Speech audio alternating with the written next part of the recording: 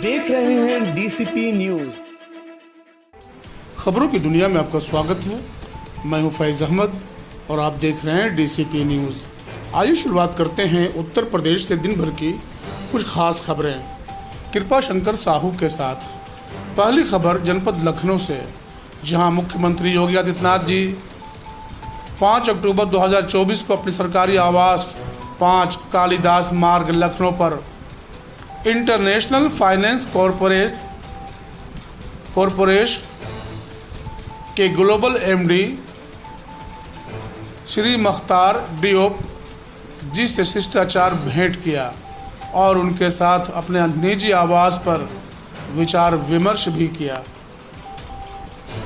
अगली खबर जनपद लखनऊ से, जहां मुख्यमंत्री उत्तर प्रदेश माननीय योगी आदित्यनाथ जी ने अमेठी हत्याकांड के पीड़ित परिवार से मुलाकात किया। मुख्यमंत्री योगी जी से शनिवार को अमेठी में विगत दिनों घटित नृशंस हत्याकांड के पीड़ित परिजनों ने मुलाकात किया। इस दौरान ऊंचाहार विधायक डॉक्टर मनोज पांडे जी भी मौजूद रहे। अगली खबर नवरात्र पर, जहां भारत की धार्मिक आस्था से सुशोभित सभ्यता, संस्कृति और नवरात्रि के अलौकिक अद्भुत आभा, माँ की महिमा अद्भुत और अलौकिक है। लगभग 14 वर्ष पूर्वांचल में बनारस और इलाहाबाद में मिलकर बिताया गया। निश्चित रूप से पूर्वांचल की भाषा, संस्कृति और भोले बाबा तथा माँ विंध्याचल माता का आशीर्वाद लोगों को प्राप्त हुआ।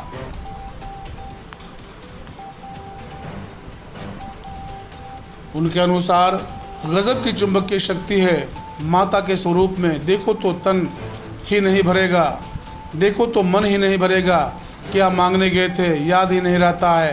पूरी दुनिया को अपने अलौकिक और प्रेम से माँ देखती है और उनकी सुंदर बड़ी आंखें सब कुछ भूलने को विवश कर देती है।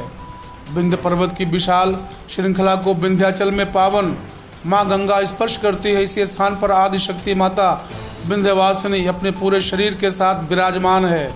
जबकि देश के अन्य शक्ति पीठों पर सती के शरीर का एक एक अंग गिरा था, इसलिए उनकी शक्ति पीठ कहा जाता है। लेकिन विंध्याचल को आदि शक्ति पीठ माना जाता है।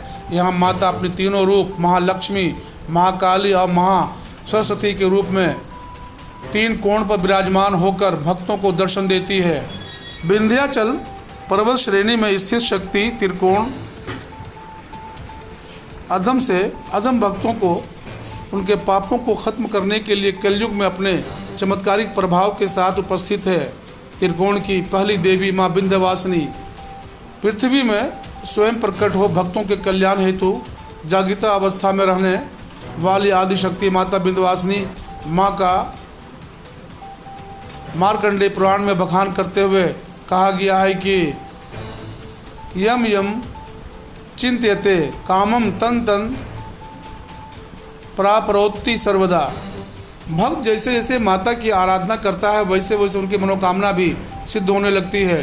प्रतिदिन हजारों के रूप में होने वाले मुंडन संस्कार, घंटे और घड़ियाल का चढ़ाया जाना इस बात का प्रतीक है कि मन्नत पूरी हुई है। त्रिकोण पद की दूसरी देवी है माँ काली, जो कि काली खोह में विराजमान है। इन्हें महाकाली भी कहा जाता है। माता ने रक्त बीज नामक राक्षस का वध करने के लिए अपना खड्ग और खप्पर उठा लिया। यही कारण है कि पाताल लोक से जुड़ा हुआ आज भी उनका खुला हुआ मुख पौराणिकता को दिखाता हुआ माता स्वरूप वहाँ विराजमान है। काली खोह में विराजमान माता काली के इस रूप का दर्शन करने से शत्रु पराजित होते हैं। त्रिकोण पद की सबसे अंतिम देवी है माँ अष्टभुजा। विंध्य पहाड़ पर गुफाओं में विराजमान माँ अष्टभुजा को महासरस्वती भी कहा जाता है। कंस के द्वारा जमीन पर पटके जाने पर माँ उसके हाथ से फिसलकर अष्टभुजा के रूप में यहाँ पर विराजमान हुई। त्रिकोण के दर्शन करने से आदिशक्ति पीठ के प्रभाव से मनुष्य के सभी पापों का नाश होता है, उसे मनोवांछित फलों की प्राप्ति होती है। प्रचलित माँ विंध्यवासिनी की पूजा आराधना करते हुए भक्ति दुर्गा सप्तशती का पाठ करते हुए वहाँ पर आपको मिलेंगे माँ विंध्यवासिनी का बीज मंत्र ऊँ ही महालक्ष्मी नमः का निरंतर जाप करने से घर बैठे सारे कष्टों का निवारण हो जाता है। अद्भुत अलौकिक सिंगर हमेशा ताजे फूलों से सुशोभित और पूरे प्रांगण को अपनी शक्ति से ऊर्जावान रखने वाली माँ को नमन। उनके विलक्षण रूप के दर्शन का उम्र होते रहे,